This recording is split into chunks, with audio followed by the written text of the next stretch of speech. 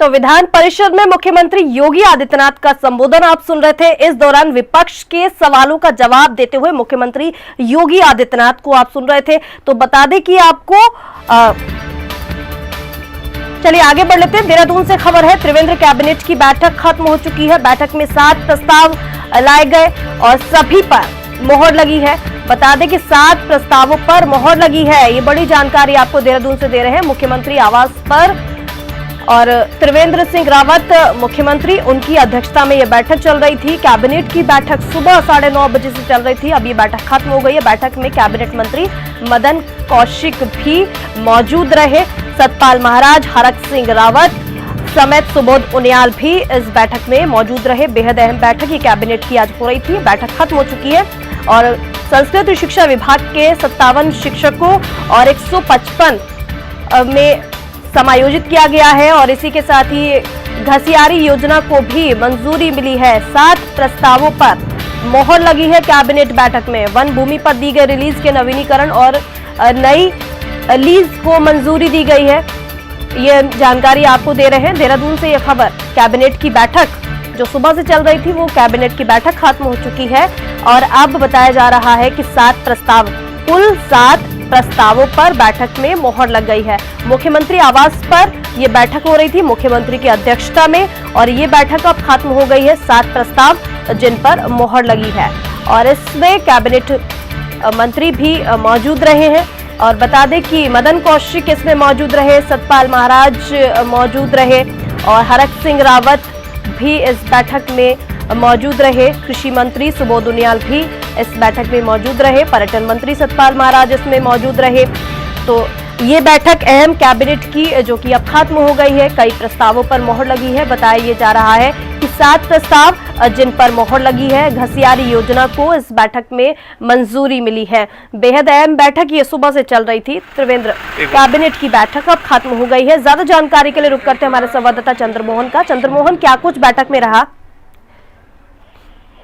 जी बिल्कुल, देखिए सुबह 9:30 बजे मुख्यमंत्री आवास में ये बैठक शुरू हुई थी और सीएम त्रिवेंद्र सिंह रावत की अध्यक्षता में जो कैबिनेट मंत्री हैं वो सभी इस बैठक में मौजूद रहे। और इस बैठक में कुल 7 प्रस्ताव आए हैं जिस पर सभी प्रस्तावों पर सहमति से कैबिनेट ने मोहर लगाई है। सबसे पहला जो निर्णय है वो घसियारी कल्याण योजना है जिसका जिक्र पिछले कुछ दिनों से लगातार सीएम त्रिवेंद्र सिंह रावत कई मोर्चों पर कर रहे थे। जो योजना है उसके अंतर्गत जो गांव की महिलाएं हैं वो जिस तरह से जंगल में जाकर जो बोझा उठाती हैं घास का, उनका जो काम है, उनके सर का बोझ किस तरह से कम किया जाए, इसको लेकर एक विस्तृत योजना है, उस पर कैबिनेट ने आज मोहर लगाई है। इसके अलावा जो उत्तराखंड राज्य कृषि उपज और पशुधन विपणन प्रोत्साहन व सुविधा अधिनियम है उसकी जो धारा 87 है उसमें संशोधन किया गया है। इसके अलावा जो 600 बेड का डेडिकेटेड अस्पताल जो है कोविड डेडिकेटेड अस्पताल, उसमें 50 आईसीयू बेड भी शामिल करने का निर्णय लिया है। इसके अलावा जो वन भूमि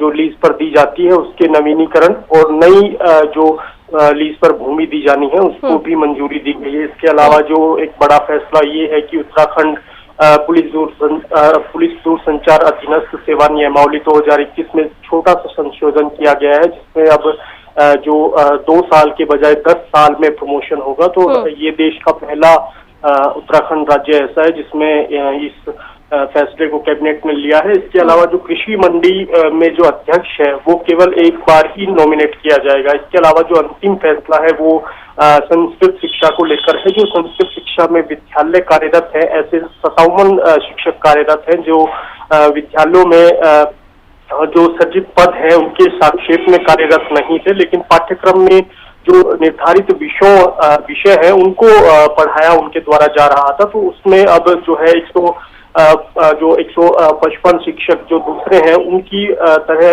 जो 57 शिक्षक हैं उनका भी वेतनमान बढ़ाया जाएगा। तो ये आज जो कैबिनेट की बैठक हुई है सुबह 9 बजे, ये सुबह 9:30 बजे ये बैठक शुरू हुई थी और अभी करीब 11:45 बजे ये बैठक समाप्त हुई और ये 7 फैसले कैबिनेट में लिए गए। जी ठीक है, बहुत शुक्रिया चंद्रमोहन इस जानकारी के लिए।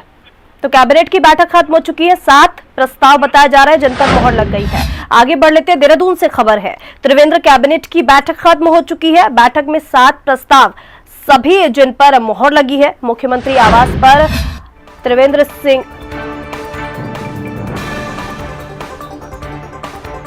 तो बता दें कि 26 फरवरी को पूर्णागिरि एक्सप्रेस का उद्घाटन होगा। 3 मार्च को सिद्धबली जनशताब्दी एक्सप्रेस का उद्घाटन होगा। ये जानकारी आपको दे रहे हैं। दिल्ली से रेल मंत्री पीयूष गोयल हरी झंडी इसको दिखाएंगे। और तो उत्तराखंड को कई ट्रेनों की सौगात मिलने वाली है।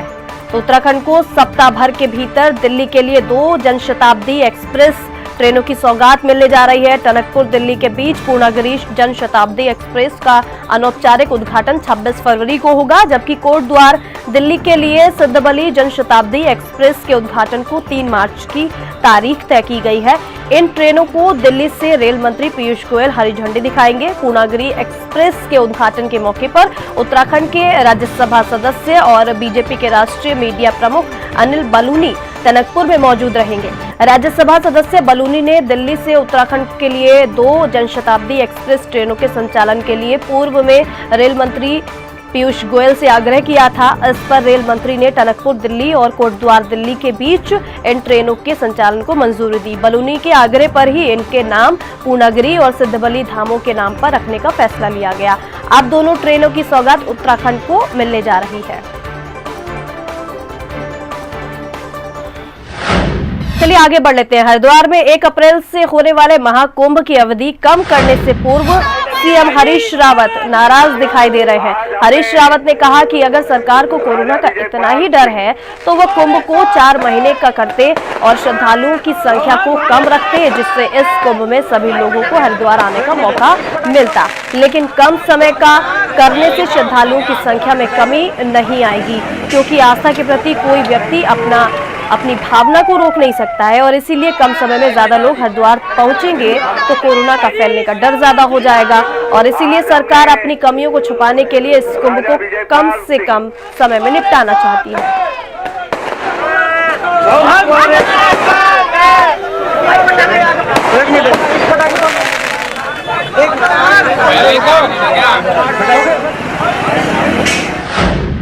स्मार्ट सिटी के कार्यों से व्यापारी और आम जनता की बढ़ती समस्याओं को लेकर कांग्रेस अनुसूचित जाति विभाग के प्रदेश अध्यक्ष राजकुमार ने कार्यकर्ताओं के साथ स्मार्ट सिटी कार्यालय का घेराव किया। उन्होंने स्मार्ट सिटी के कार्यों से हो रही समस्याओं के जल्द समाधान की मांग करते हुए अधिकारियों को ज्ञापन दिया।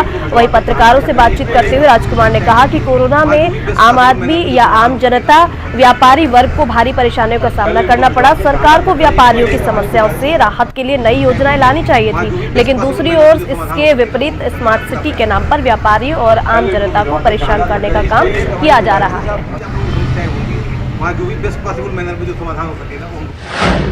आगे बढ़ लेते हैं। खबर देहरादून से है। उत्तराखंड कांग्रेस के प्रदेश प्रभारी देवेंद्र यादव का कार्यक्रम जारी और कल सुबह 8 बजे दिल्ली से देहरादून के लिए रवाना होंगे। प्रदेश प्रभारी कांग्रेस प्रदेश कार्यालय देहरादून में पहुंचेंगे। प्रदेश प्रभारी मुख्यमंत्री आवास के घेराव कार्यक्रम में प्रतिभाग करेंगे। इसी के साथ युवा कांग्रेस द्वारा आयोजित युवा संगम कार्यक्रम में भी शामिल होंगे। 27 फरवरी को सुबह 9 बजे देहरादून से हरिद्वार के लिए रवाना होंगे और इसके अलावा हरिद्वार में गंगा स्नान भी करेंगे देवेंद्र यादव।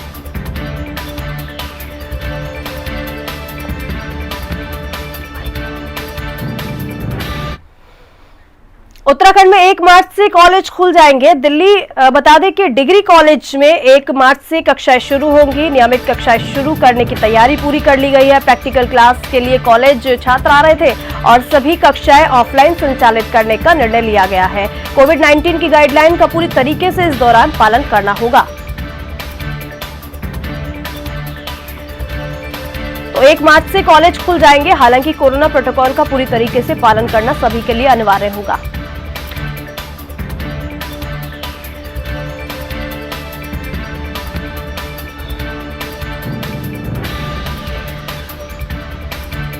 तो बता दें कि इससे पहले ऑनलाइन क्लासेस चल रही थी, लेकिन अब ऑफलाइन क्लासेस करने का फैसला भी लिया गया है।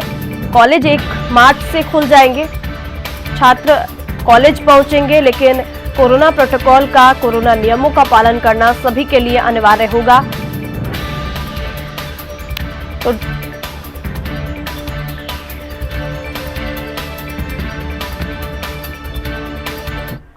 कई सालों से ग्रामीण क्षेत्रों में बनी समितियों का काम रुक गया है, पैसा रुक गया है और पैसा आज विधायक धन सिंह नेगी के जरिए 10 लाख के करीब बांटा जाए। और टिहरी विधायक नेगी ने हिंदी खबर से खास बातचीत में कहा कि कांग्रेस और निर्दलीय ने जिस तरह से काश्तकार किसानों का पैसा डकारा है अब जनता जान चुकी है। विधायक नेगी ने कहा कि समितियों का रुका हुआ पैसा आज वहां वितरित कर रहे हैं। 3 करोड़ के आसपास उत्तराखंड के मुख्यमंत्री ने स्वीकृत किया है और अब जाकर उन समितियों का पैसा बांटने का काम करेंगे जिनका पैसा रुका हुआ।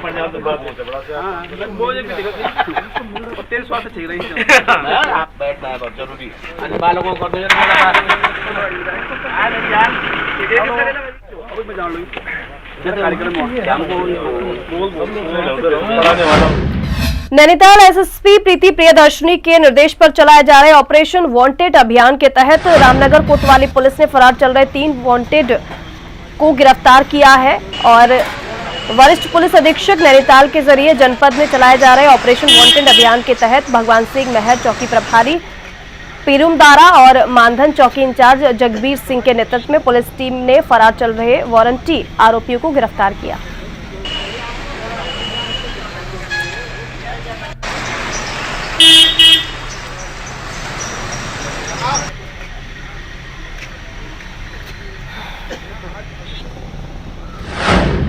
खबर ऋषिकेश से है, जहां राजाजी टाइगर रिजर्व में वन कर्मी के हाथी की हमले में मौत के बाद अब महकमे के वन कर्मी आंदोलन की राह पर उतर आए हैं। पार्क की मोतीचूर रेंज में पार्क के सभी संगठनों ने आपातकालीन बैठक कर अपनी 4 सूत्रीय मांगे पूरी न होने पर फायर सीजन के बहिष्कार की चेतावनी दी थी। संगठनों का आरोप है कि वन कर्मी की मौत के बाद भी उच्च स्तर पर अब तक कोई ठोस कार्रवाई नहीं की गई है। वन कर्मी के परिवार को तत्काल ही 15 लाख मुआवजा दिया जाए। वहीं वन कर्मियों के लिए पार्क में नए वाहन के साथ ही फायर सीजन में अतिरिक्त स्टाफ तैनात किया जाए। अगर ऐसा नहीं किया गया तो उनके द्वारा प्रदर्शन किया जाएगा, कार्य बहिष्कार किया जाएगा। 2 बजे चलाना टीम सुरक्षा करो, फिर उनकी तुमने ऐसे करना ये करना, मैंने कहा मैं दे दूंगा। 2 बजे खबर। अच्छा अभी एजेंडा तय कर रहे हो। खबर लक्सर से है, ऊर्जा निगम का बिजली चोरी और 100% बकाया वसूली अभियान पुलिस का सहयोग न मिलने से लड़खड़ा रहा है। दरअसल ऊर्जा निगम के अधिकारी तो पुलिस पर मनमानी करने के आरोप भी लगा रहे हैं। वजह यह है कि ऊर्जा निगम के जरिए बिजली चोरी के आरोपियों के खिलाफ जो तहरीर पुलिस को दी जाती है, पुलिस उनके मुकदमे दर्ज करने के बजाय टालमटोल करती है। पूरे जनपद हरिद्वार की तो छोड़िए, अगर केवल लक्सर खानपुर क्षेत्रों की ही बात करें तो अभी भी 150 से ज्यादा बिजली चोरी की तहरीर लक्सर और खानपुर थानों में लंबित पड़ी हुई है।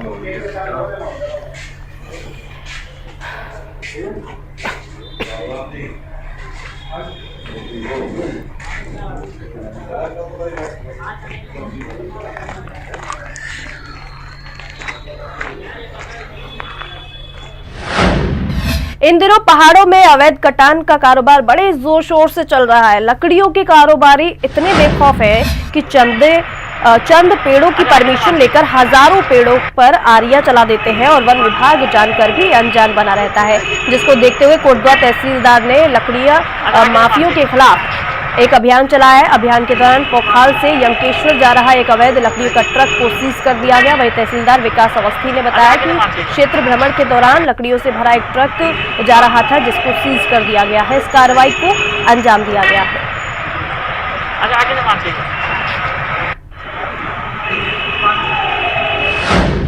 खबर जोशीमठ से है, जहां हिमालयी क्षेत्रों में फिर बदला है मौसम का मिजाज। आपको बता दें कि ऊपरी इलाकों में बर्फबारी के साथ निचले इलाकों में हल्की ठंड बढ़ गई है। निचले इलाकों में ठंडी हवाएं चल रही हैं, ऊपरी इलाकों में बर्फबारी भी हो रही है। मौसम का मिजाज एकदम से बदल गया और ठंड हल्की निचले इलाकों में बढ़ गई है, ये जानकारी फिलहाल मिल रही है। और ठंडी हवाएं भी चल रही हैं, ऊपरी इलाकों में बर्फबारी हो रही है। जोशीमठ से खबर आपको दे रहे हैं कि हिमालयी क्षेत्रों में फिर से मौसम का मिजाज बदल गया है।